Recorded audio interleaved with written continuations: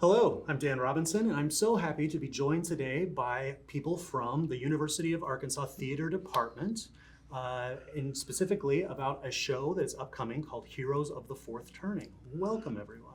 Thank you. Thank you for having us. Will you please introduce yourselves and tell us what role you play in the production? I'm Claire Wewers, and I am the director of the production.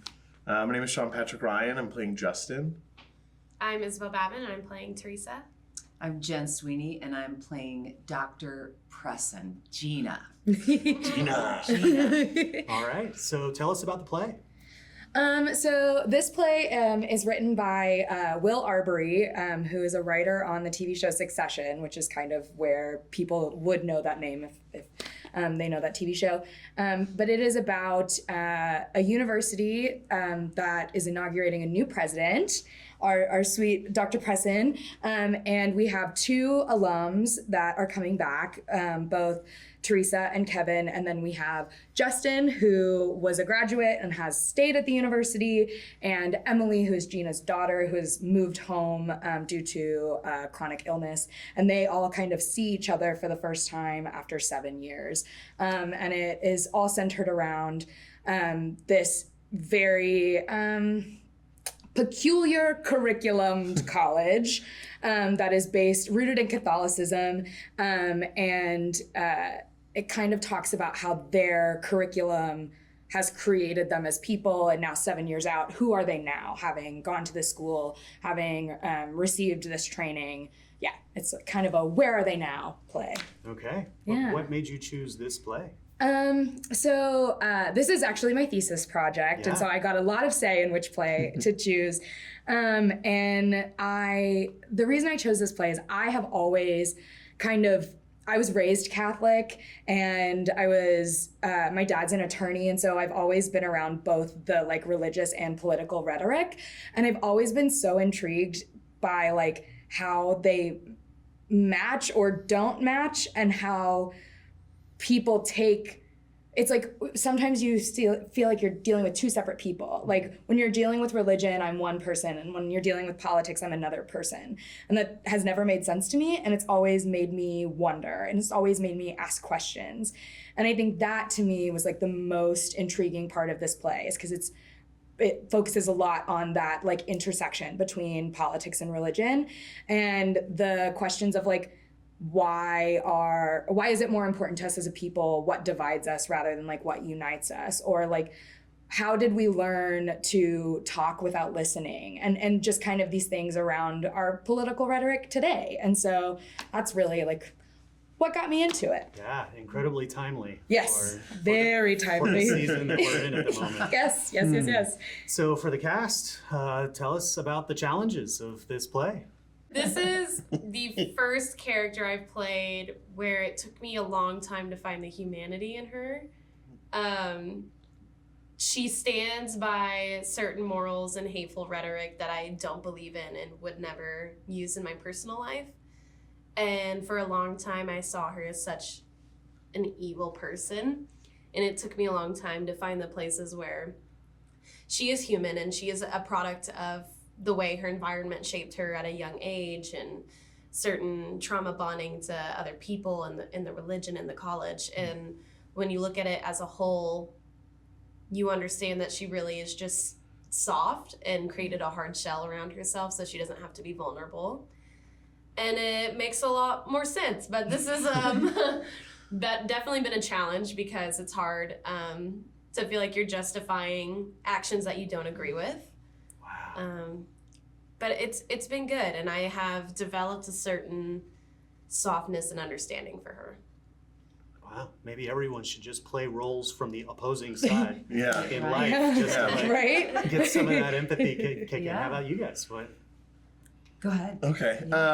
So I play a character that says particularly armed rhetoric about a community I belong to. And that felt honestly like a gift to be able to step into that, because I think that in this day of misinformation and all of these silos that we find ourselves existing in, we're not often stepping over and having conversations with people who have different ideological, standings. And I think that leaves us uninformed to what other people are actually saying and what they're actually believing. And it leaves us weak as a nation and weak as a people. So I think that having the opportunity to exist in a world that its given circumstances is all of these people are very comfortable in what they're saying because there is no outsider imposing. And I think that is such an opportunity for us all to come face to face with what people are actually saying about people who are queer, people who are Black, people who are chronically homeless, or people who are experiencing life from different angles other than these 4, 5 white bodies on stage who are, as Teresa says in the show, somewhat sheltered. And I think that is a challenge worth stepping up to and invites conversation in a whole new way. But honestly, the most challenging part about this play is playing the guitar. So Wow. I ask a lot of him in this play. He has to play the guitar, he has to sing, he has to use a dialect, he has to carry a human, he has to carry a dead animal. He has to do a lot in this play. Okay. here for it. All right. That's awesome. Jen, how about you? Yeah, well, I would say from a practical perspective, my character comes in later in the play and is on stage for like 20 pages.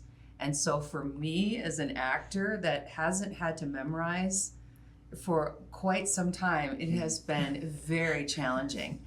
But I'm getting there and it's happening, and I'm actually starting to kind of be able to sink into who she is.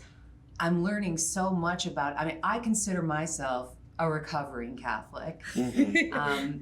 And from that perspective, playing this character who is far more brilliant than I will ever be, that is exciting and thrilling and awesome to be able to.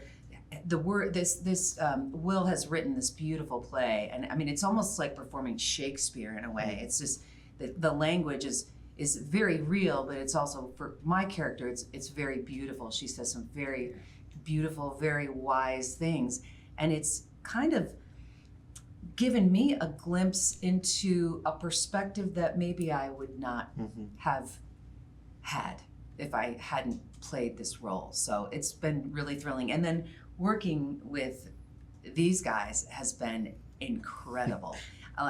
Makes me want to go back to college. So tell us when and where people can see the show. Yeah, so we open November 15th.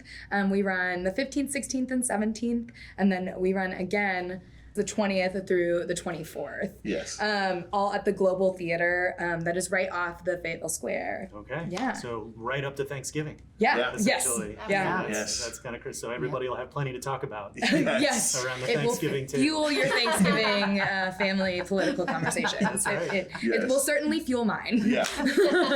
Is there a website that people can visit? Yeah, so if you go to, I believe it's uarktheater.edu, that will give you everything you need to know. Awesome. Okay. Yeah. And are people reserve tickets in advance? Yes. Okay. Yeah, I believe tickets for university-affiliated humans are $10 and non-university humans are $20. Okay.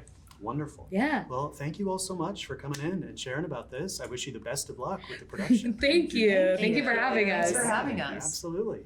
And thank you for watching Open Mic here on Fayetteville Public Television.